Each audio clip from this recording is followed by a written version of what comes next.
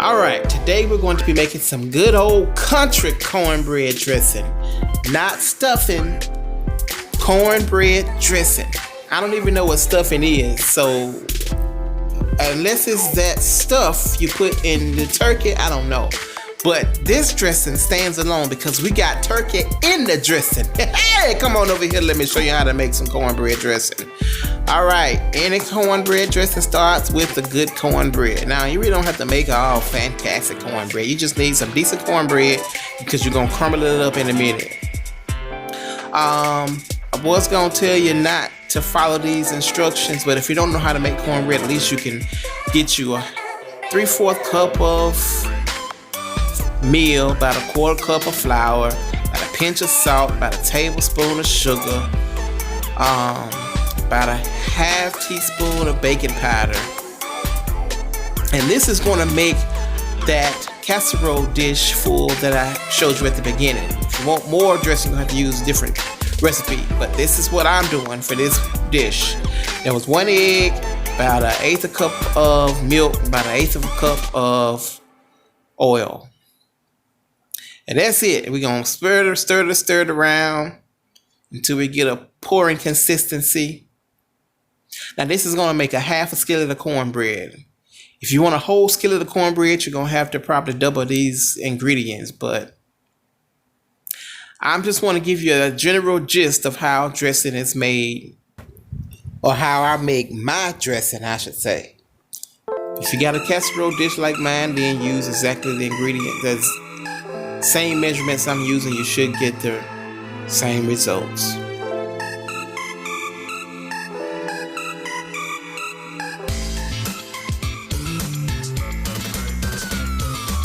Well, if you don't have a cast iron skillet, shame on you. You can use that takeout aluminum pan if you want to. You can use a muffin pan, aluminum tray. I don't know what you got. You have to use what you have.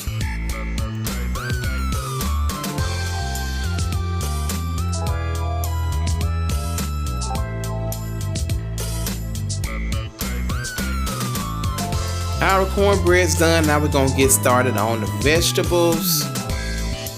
You're gonna need start with just a little butter and a little saute pan with 1/4 cup of bell pepper, celery, and onion. If you don't have no celery, then you might as well just sit down, go watch TV, because your dressing ain't gonna taste like nothing. Don't even make no dressing. I like to use red pepper most of the time, but I only had this yellow bell pepper. The red pepper gives it so much more color, but you have to use what you have. But like I said, if you don't have no celery, you ain't making no dressing. It ain't about to taste like nothing at all. So don't even try it. Now, I put a little garlic, a little minced garlic in here as well. Put a little olive oil in there too, so we don't burn up our vegetables. Crack a little pepper over in there.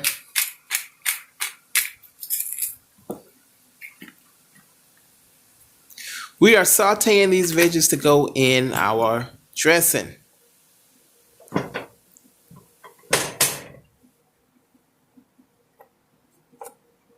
Sometimes I just go ahead and cut them in there raw. I like the way it tastes. But today I'm doing it this way. You don't have to saute them. I'm using broth. You can actually use water just to give it a little, carry the flavors throughout.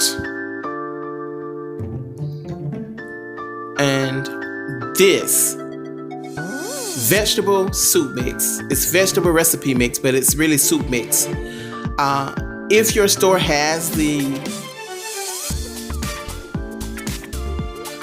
off-brand, grab it. Actually grab about 10 of them, because you can use this in so many different things. It has so much flavor. So you're gonna use 1 pack. If you can't find the off-brand, get you some Lipton soup mix. Okay. That's some more broth. Like I said, you can use water, but I'm just being bougie. I'm gonna use broth. All right, we're gonna crumble up about a 1/2 sleeve of of crackers. Like so, like so.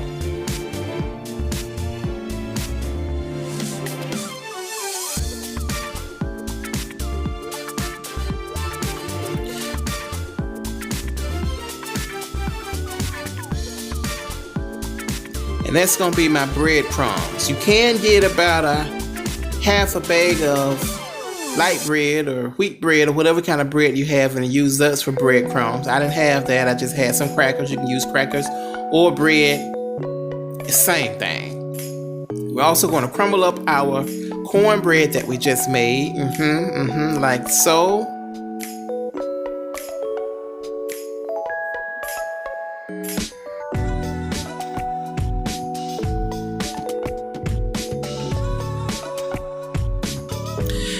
Then we're going to take our sauteed vegetables and add that.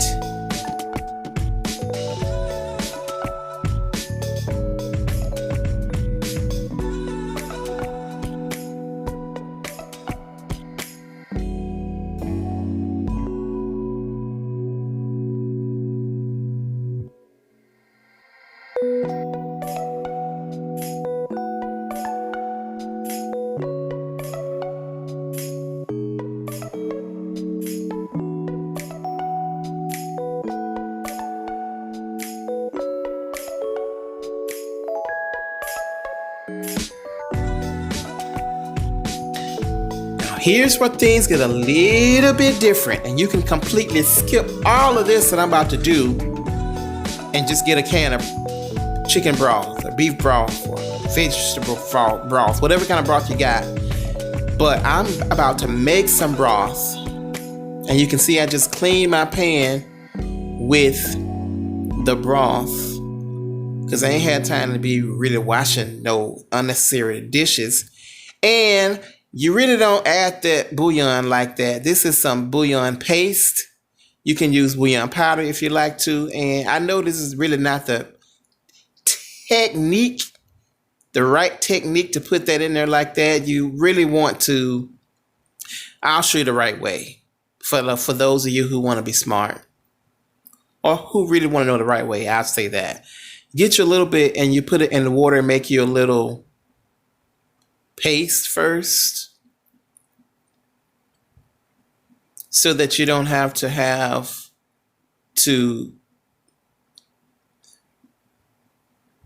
thin out the lumps in the pan. You actually do it here first, and then you can incorporate the concentrate into your larger pan.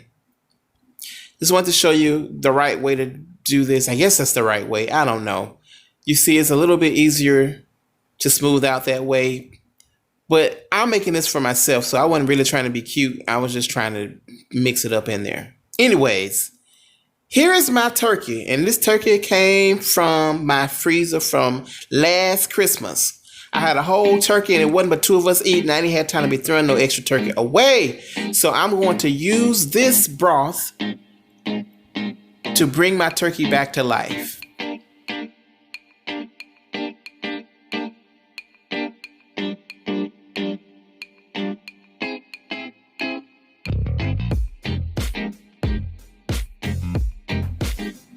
I'm also going to be using this for my gravy as well.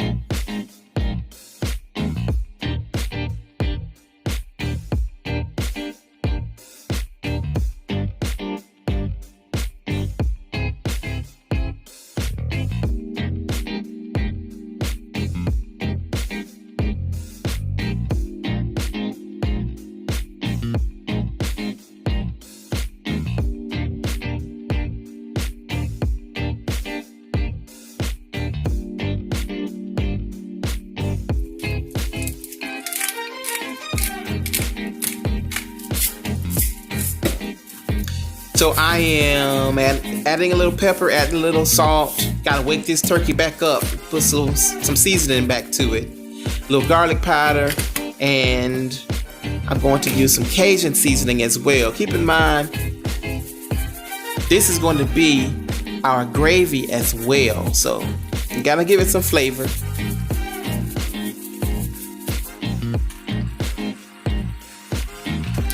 Since turkey already don't have much fat or any fat at all, and it's been drying out in my freezer for the last year, just hanging out, I'm adding a little butter to give it a little fat. We also need fat for our gravy. Adding a little water so I can make a little bit more. And what we're going to be doing is thickening this to a gravy eventually.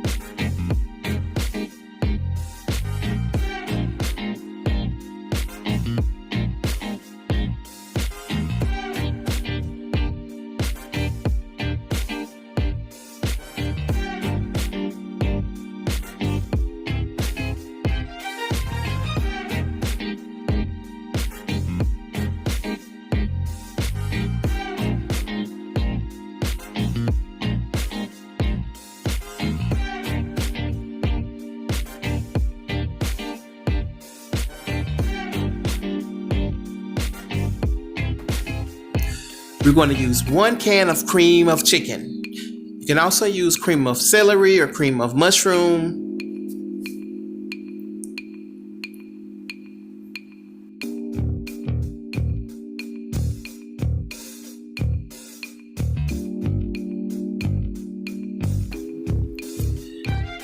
Now we're going to add half of our turkey broth that we just made.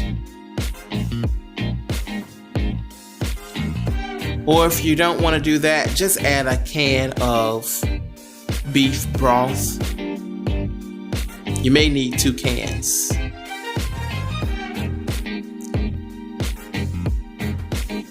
However, you're going to add just a little bit at a time, and you'll know when you have enough.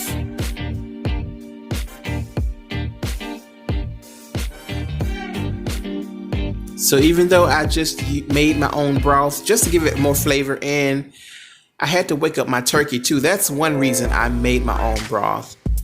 But you're also going to need a can. You may even need 2 cans of broth if you don't make the turkey broth like I did. It's not necessary.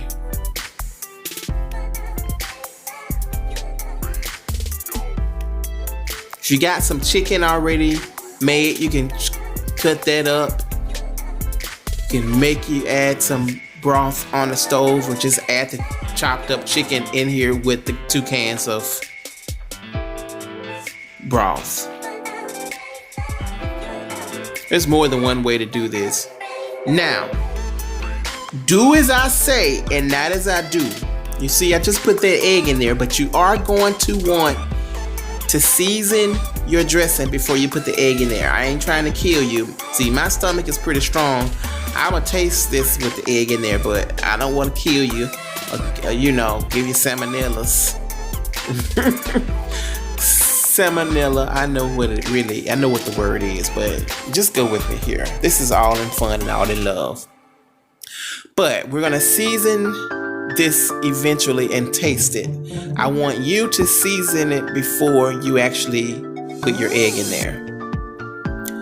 Add a little butter, and I'll show you what we're going to use this season. That butter is going to make it golden brown, I promise. Use about, just about a good tablespoon or more of butter.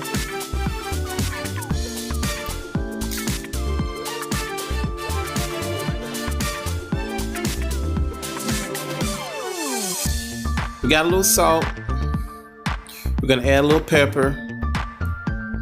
I don't know if this seems hard or not. It doesn't really seem hard. It's not really that easy. It doesn't seem hard, but it's a lot of steps and takes some patience. I get it. Got some salt, pepper, garlic powder, onion powder. And one thing I forgot to put in here, You're gonna also want to put about a teaspoon of Italian seasoning and about a half a teaspoon of sage. I don't like sage at all, so I never use sage in my dressing. A lot of people do, but if you use sage, please don't use a lot. Don't use any more than a half of a teaspoon. A little sage goes a long way, or you're gonna mess something up, I promise. Don't use a lot of sage. I don't like it. I don't use it at all. But you do want to put some Italian dressing in, Italian seasoning in there, about a half a teaspoon. About a whole teaspoon of Italian seasoning. All right, I just did something just to do something right there. You're gonna cover it up and you're gonna put it in the oven for about 400 degrees, about 45 minutes to an hour. At the 45-minute mark, you can actually uncover it and let it cook for another 15 minutes.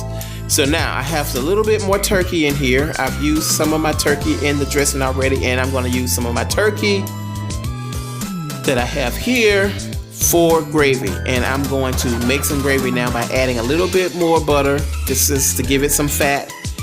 In order to make gravy, you need to have fat. You have to have fat for gravy. You need fat, you need a thickening agent like flour or starch, that's 2. You need a liquid like water or broth. And I'm missing one thing, some seasonings. 4 things for good gravy. Let's go over them again. You need a liquid. You can use water or broth. You need some fat. You need a thickening agent, starch or flour, and you need to season it or your gravy ain't gonna taste like nothing. So I just made a paste or a roux by adding a little water to about a tablespoon of flour. We're gonna do this so that we don't have lumps when we add it. Now, if you're making vegan dressing, you can just disregard everything I said, but that ain't what we're doing over here, okay? Also, as you can see, I am still using the same pan. I mean, I could have got a clean pan just to make it pretty for you all, but this is real country cooking. This is how we do it in the kitchen. I'm just showing you the real thing, the real deal. All the flavor and seasoning still in the pan. Ain't no need of being too extra. So you don't want your fire too high, but you do want it about a medium high heat. Get you a hard spoon so you can stir. You may have to turn your You may have to turn your heat down if it's starting to thicken too fast. We're also going to add some more liquid in here so that we can make a little bit more gravy. I am adding a little bit more bouillon because I am wanting to get extreme flavor. No chance of having some bland gravy. Not around this house.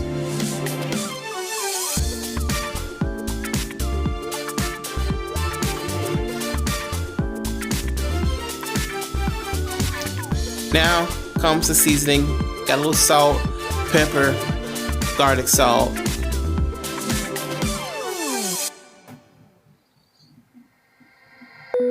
You know, I'm just showing you how I do it. There's so many different ways you can do this.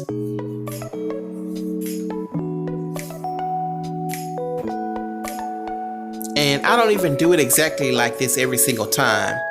Now we do need to check on our dressing. So it's rising pretty nicely. As you can see, the edges are getting golden brown.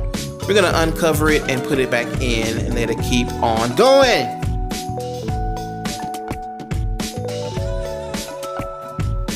Okay, we're at the finish mark. And as you see, it's still a little soft to touch on the outside. You don't want to cook it till it's hard because it's going to harden or get more solid as it cools.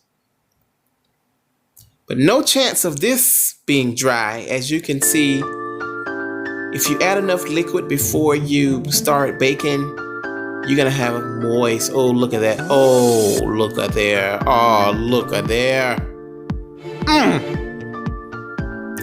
You just don't know how flavorful this was. You just don't know it. You just can't imagine.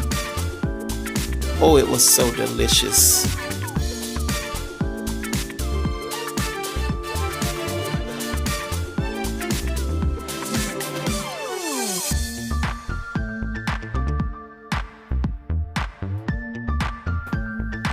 I promise you'll want to get seconds. Don't forget to kiss your cook. Thank you for watching Freddie Cooks International. Soul Food.